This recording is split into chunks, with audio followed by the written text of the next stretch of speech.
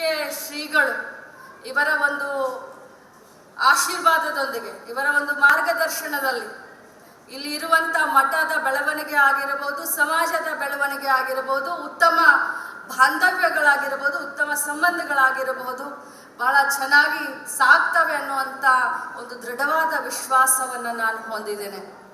ಬಂಧುಗಳೇ, ನಮ್ಮ ದೇಶದ ಸಂಸ್ಕೃತಿಯನ್ನು ವಿದೇಶದಲ್ಲಿ ನಾವು ಬಹಳಷ್ಟು ಹೆಮ್ಮೆಯಿಂದ ಹೇಳ್ತೀವಿ. ಇವತ್ತು ನೋಡಿದ್ರೆ ಈ ಒಂದು ಪರ್ಯಾಯ ಕಾರ್ಯಕ್ರಮಕ್ಕೆ ವಿದೇಶದಿಂದ ಭಕ್ತರು ಇಲ್ಲಿ ಬಂದು ಭಾಗವಹಿಸಿದ್ದನ್ನು ನೋಡಿದ್ರೆ, ಮುಂಚೆ ಒಂದು ಕಾಲ ಇತ್ತು ಭಾರತ ದೇಶ ಬಹಳಷ್ಟು ಹಿಂದುಳಿದಿದೆ ಅಂತ.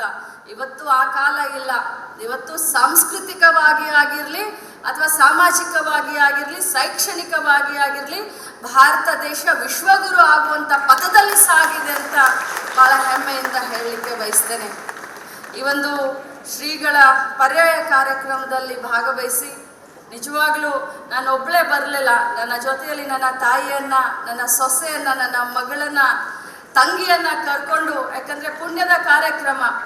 ನಾನು ಮೊದಲನೇ ಬಾರಿಗೆ ಅಂತ ಹೇಳಿದಾಗ ನನ್ನ ಆಯುಷ್ಯದಲ್ಲಿ ಇಂಥ ಒಂದು ಪುಣ್ಯದ ಕಾರ್ಯಕ್ರಮ ಭಾಗವಹಿಸ್ತಾ ಇದ್ದೀನಿ.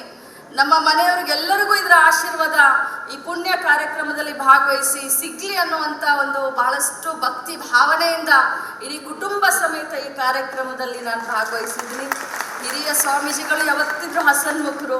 ಹಿರಿಯ ಸ್ವಾಮೀಜಿಗಳು ಕೂಡ ಅವರ ಹಾದಿಯಲ್ಲಿ ಅವರು ಕೂಡ ಹಸನ್ಮುಖರು. ಆದರೆ ನಮ್ಮ ಬಲ್ಲಾಳವರು ಹೇಳಿದರು, ಹಸನ್ಮುಖರಾಗಿ ಯಾಕೆ ಇರ್ತೀರಿ ಅಂದರೆ, ಏನು ಕಷ್ಟ ಬರುತ್ತೋ ಏನು ಬರುತ್ತೋ ಅದೆಲ್ಲ ಶ್ರೀಕೃಷ್ಣನ ಪಾದಗಳಿಗೆ ಹಾಕಿ ನಾನು ಸುಮ್ಮನೆ ಇರ್ತೀನಿ ಅಂತ. ಅದು ನಿಜ. ನಾವು ಕೂಡ ರಾಜಕಾರಣಿಗಳು, ಹೆಜ್ಜೆ ಹೆಜ್ಜೆಗೂ ಕಷ್ಟಗಳಿರ್ತವೆ.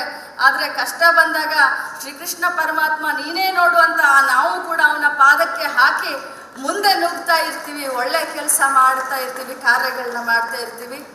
ಬಹಳಷ್ಟು ಉತ್ಸುಕತೆಯಿಂದ ತಾವೆಲ್ಲರೂ ಕೂಡ ಮೆರವಣಿಗೆಯಲ್ಲಿ ಈ ದರ್ಬಾರ್ನಲ್ಲಿ ಭಾಗವಹಿಸಿ ಇಡೀ ಕಾರ್ಯಕ್ರಮಕ್ಕೆ ಒಂದು ಶೋಭೆಯನ್ನು ತಂದುಕೊಟ್ಟಿದ್ದೀರಾ. ತಮ್ಮೆಲ್ಲರಿಗೂ ಕೂಡ ಅಭಿನಂದನೆಯನ್ನು ಸಲ್ಲಿಸಿ, ವಿಶೇಷವಾಗಿ ಸರ್ಕಾರದಿಂದ, ಜಿಲ್ಲಾಡಳಿತದಿಂದ ನಮ್ಮ ಏನೇನೋ ಈ ಒಂದು ಪರ್ಯಾಯ ಕಾರ್ಯಕ್ರಮಕ್ಕೆ ಸಹಕಾರ ಬೇಕಾಗಿತ್ತು ಅದನ್ನ ಎಲ್ಲ ರೀತಿ ನಾವು ಕೊಟ್ಟಿದ್ದೇವೆ. ಇನ್ನು ಮುಂದೆ ಕೂಡ ಸರ್ಕಾರದಿಂದ, ಜಿಲ್ಲಾಡಳಿತದಿಂದ ಮಠದ ಯಾವುದೇ ಕಾರ್ಯಕ್ರಮ ಇರಲಿ, ಮಠದ ಯಾವುದೇ ಕೆಲಸ ಇರಲಿ, ನಮ್ಮ ಸಹಕಾರ ಖಂಡಿತವಾಗ್ಲೂ ತಮ್ಮ ಜೊತೆ ಇರುತ್ತೆ ಅನ್ನುವಂಥ ಭಾಷೆಯನ್ನು ಕೊಟ್ಟು ಈ ಕಾರ್ಯಕ್ರಮದಲ್ಲಿ ನನಗೂ ಕೂಡ ಭಾಗವಹಿಸಲಿಕ್ಕೆ ಅವಕಾಶ ಮಾಡಿಕೊಟ್ಟಂಥ ಎಲ್ಲ ಪೂಜ್ಯರ ಪಾದಗಳಿಗೆ ಇನ್ನೊಮ್ಮೆ ನಮಸ್ಕರಿಸುತ್ತಾ ತಮ್ಮೆಲ್ಲರಿಗೂ ಕೂಡ ಇನ್ನೊಮ್ಮೆ ಶುಭವನ್ನು ಹಾರೈಸಿ ನನ್ನ ಮಾತನ್ನು ಮುಗಿಸ್ತೀನಿ. ಜೈ ಹಿಂದ್.